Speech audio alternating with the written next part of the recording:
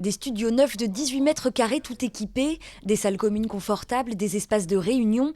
Tout ça a été très attendu par les internes du CHD de La Roche-sur-Yon, 4 ans après la destruction du précédent internat en raison de sa vétusté.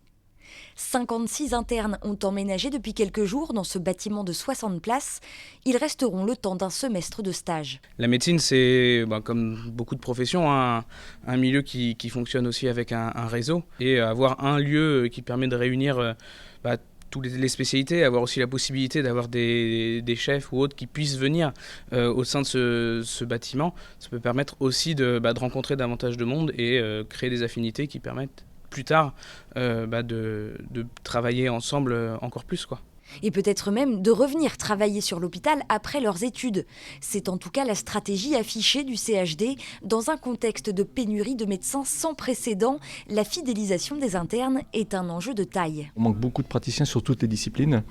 J'en citerai aucune parce qu'il n'y a aucune qui puisse dire on est suffisant. Donc l'intérêt, c'est de pouvoir se projeter aux internes et dire ça serait bien un cadre de vie professionnelle et un cadre personnel, à la fois sur La Roche-sur-Yon, parce qu'on a besoin de médecins sur La Roche-sur-Yon, mais sur toute la Vendée. Motiver les jeunes, c'est important. Alors, l'environnement et le cadre de vie, c'est pas l'unique élément d'attractivité, mais c'est quelque chose d'important parce que quand on se sent bien quelque part, on a envie d'y rester. En tout cas, si on s'y sent pas bien, on peut faire la meilleure activité, le meilleur travail du monde. Si le cadre de vie est pas agréable, les gens viendront pas. Donc.